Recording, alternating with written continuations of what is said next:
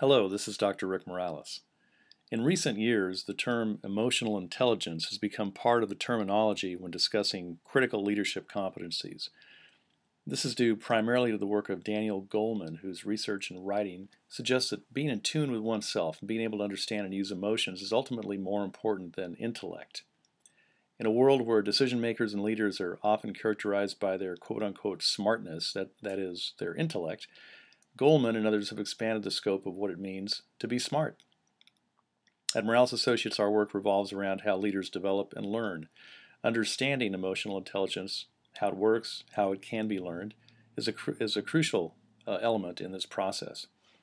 So let's take a look. Again, the qualities traditionally associated with leadership usually find these at the top of most lists: intelligence, toughness, determination, and technical analytical competence. When people think of leaders and when individuals presume to be or be perceived as leaders, these are the things that usually come to mind. So as important as these qualities are, they're not enough. There is clearly more to the story of why some leaders or why some people are more effective and influential than others. According to Goleman and other students of EQ, effective leaders, the ones that are both smart and can connect with others, build a following and surpass their objectives. These folks have something else going on. What they have, the so-called soft skills of emotional intelligence, attitudes and behaviors like flexibility, self-confidence, and collaboration. Emotional intelligence conveys leadership qualities that are not just nice to have, but are need to have qualities in order to be able to work with others, generate buy-in, and effectively lead change. Here are the 5 pillars of emotional intelligence that EQ researchers have identified as being fundamental: self-awareness, self-regulation, motivation, empathy, and social skills. We'll come back to these in a bit and look at them in more detail, but first let's take a look at some of the original research findings that support emotional intelligence. David McClelland's 1996 research of a global company found the divisions led by senior managers with emotional intelligence competencies outperformed yearly earnings goals by 20%. Goleman's own 1998 study of 188 large and global companies broke out the star performer competencies of technical skills, IQ, and EQ. When compared, the researchers found that EQ was twice as important as IQ and technical skills at every level. In fact, when the senior leadership ranks were singled out in this study, it was found that 90% of the difference between star performers and average performers was due to emotional intelligence rather than cognitive abilities.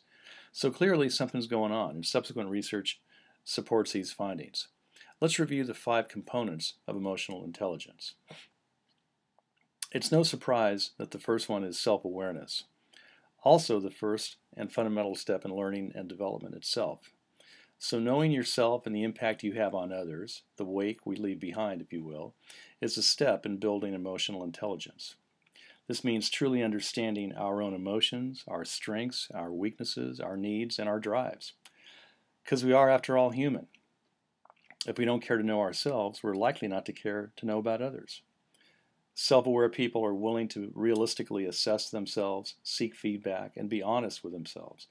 Because they know who they are, they're likely to come across as self-confident. They know what they're capable of, they know when to ask for help, and they will play to their strengths. Oh, one more thing. Self-aware people are also able to laugh at themselves. A sense of humor is not to be underestimated. Self-regulation refers to an inner conversation that emotionally intelligent people have with themselves. Everyone can have emotional impulses and bad moods, but folks with EQ are able to control their moods, suspend judgment, and think before acting. Runaway moods can result in negative perceptions. Nobody wants to work for a jerk or a diva, right? The result of self-regulation is an environment where trust and fairness can happen, where people are open to change and are able to deal with ambiguity. The track record is not so good for simplistic and knee-jerk responses to complex issues. Leaders who regulate themselves are also able to avoid impulsive behaviors that undermine integrity. If there's one trait that all effective leaders have, it's motivation. They're driven to achieve beyond all expectations. They achieve for the sake of achievement. This is about a passion for the work itself, more than just a desire for money or status. These folks are all about raising the bar and keeping score. They love to learn. They take great pride in a job well done, and they always want to do things better.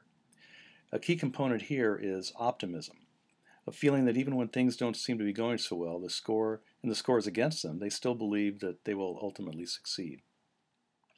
So it makes sense that when such people are in leadership roles, setting the bar for themselves, they also raise the bar for their teams and their enterprises to achieve even more. Leaders with a high orientation for achievement and motivation will surround themselves with people and teams who have similar traits. This can translate to organizational commitment and even better results for the enterprise. While these first three components of emotional intelligence are really self-management skills, the last two, empathy and social skill, pertain to one's ability to manage relationships with other people.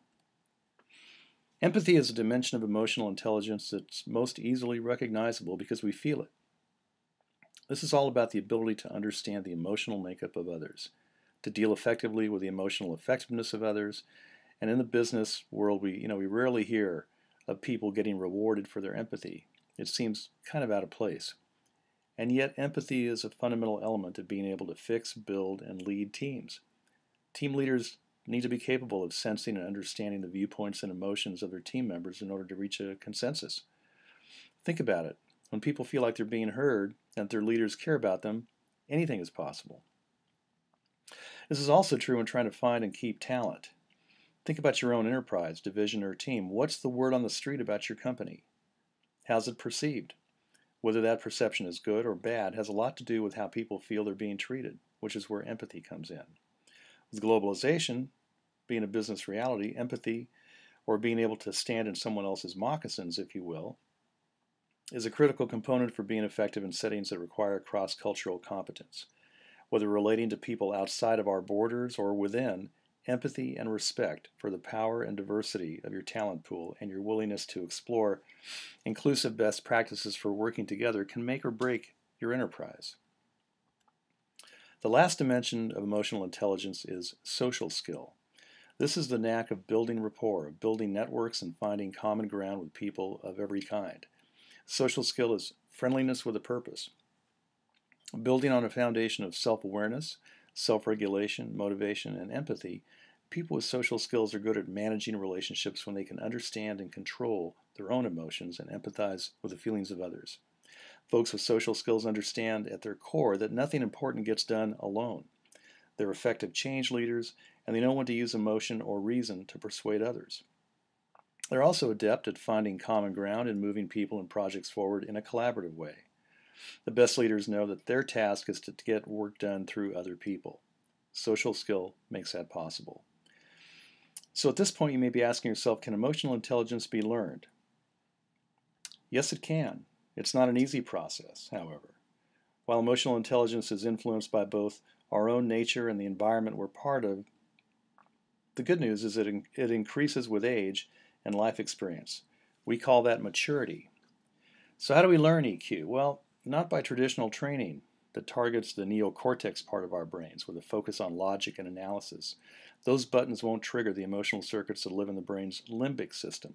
To really get it about emotional intelligence means that learning must be more experiential, individualized, creative, and generate an emotional reaction to be recognized and understood. Our experience at Morales Associates has been that if individuals are ready and open for feedback, however critical that feedback might be, they'll be primed to explore themselves and their impact on others in order to become more effective leaders. Coaching, enlisting the help of peers, bosses, professional colleagues, sometimes even spouses and family to provide encouragement, feedback, and support can create a powerful context for behavior change. So remember, attitudes are contagious. And by understanding emotional intelligence, we can become more authentic leaders. This may involve breaking old habits and starting new ones. Again, to make it happen requires buy-in to the need for change, a customized approach, time, persistence, and practice, ongoing feedback and support. Bottom line, emotional intelligence is not something you do, so to speak. It's something you become with practice and through a commitment to lifelong learning and development.